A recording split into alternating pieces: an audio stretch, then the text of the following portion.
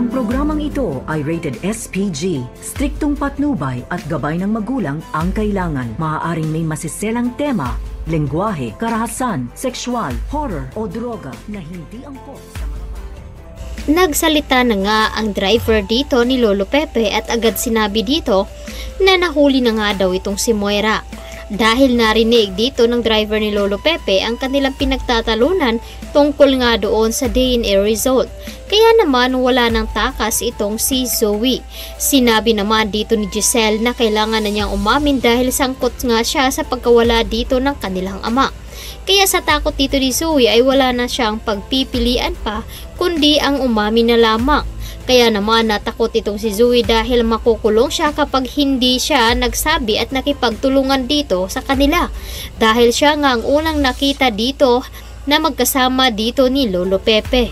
Samantalang, agad naman gawin lahat ni Giselle upang makakuha ng CCTV footage kung kasama ba talaga dito ni Moira itong si Lolo Pepe. At ang statement naman dito ni Annalyn na nakita niya si Moira doon sa hotel na may dalang wheelchair. At ito ang pinagtataka ni Annalyn kung saan gagamitin ang wheelchair. Na kapag may wheelchair ay meron isinasakay na matanda. Kaya naman, doon din papaimbestigahan dito ni Giselle kung ano nga ba talaga ang nangyari dito kay Lolo Pepe. Matatagpuan nga ba nila ito? Ang akala dito ni Lolo Pepe ay mailigtas na siya dito sa pulis. Ngunit binayaran dito ni Moira upang pagtakpan ng kanyang kasalanan. Kaya naman dali-daling bumalik itong si Zoe sa Apex upang hindi siya doon masundan dito ni Annalyn. Ngunit biglang pumunta doon si Annalyn at sakto naman na nandoon rin itong si Joy at agad sinabi dito na kababalik lamang daw dito ni Zoe dahil matagal nga daw itong nawala. Kaya naman napaisip itong si Annalyn na baka may kinalaman nga itong si Zoe sa pagkawala dito ni Lolo Pepe. Samantalang, sinisisi nga dito ni Obeng ang kanyang sarili dahil hindi niya kinakausap ang kanyang ama.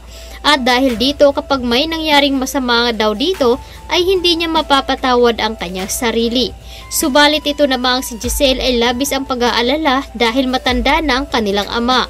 At may posibilidad na baka may mangyari sa kanila ng hindi maganda. Samantalang, sa mansyon naman ni Carlos ay dumating na nga ang mga kaibigan nito. Kasama rito si Michael at ang kasamang kasintahan. Pati na rin ang CEO dati sa East Ridge. At nandoon rin ang mga kaibigan ng mga doctors ni Carlos. Ngunit sa hindi nga inaasahan ay nakita dito ni Carlos na napaka-sexy ng suot ng kanyang asawa. Kaya agad niya itong sinita. Hindi nagustuhan dito ni Carlos na ganun ang makikita ng mga kaibigan niya na napakadaring ng suot ng kanyang asawa. Agad niyang hinila itong si Lynette sa likod ng bahay at doon nga pinapagalitan na kung bakit ganun daw ang kanyang suot at napapahiya daw siya. Kaya naman unti-unti nang maiisip dito ni Lynette na tama ba ang pagpapakasal niya dito kay Carlos dahil masyado nga itong masilan. At dito na nga unti-unting lumabas ang ugali dito ni Carlos kaya naman tatawagan niya si Chang Susan. Magpapasundo siya dahil hindi na niya maintindihan ang ugali ng kanyang asawa. Dito na ba magsisimula ang kanilang pag-aaway dito? Agad naman mapansin dito ni Dr. Enriquez ang kanilang pagtatalo na wala namang masama doon kung ganun ang suot dito ni Lynette. Ngunit iniba nga dito ni Carlos. Nagalit nga ito nung pumunta dito si Dr. Enriquez sa bahay nila dahil hindi nga daw nakapagpaalam ito si Lynette. Kunting bagay nga lang ay ikinagalit na dito ni Carlos. Kaya dito na matutuklasan din dito ni Lynette na tama nga ang kanyang anak na dapat ay hindi siya nagpakasal dito.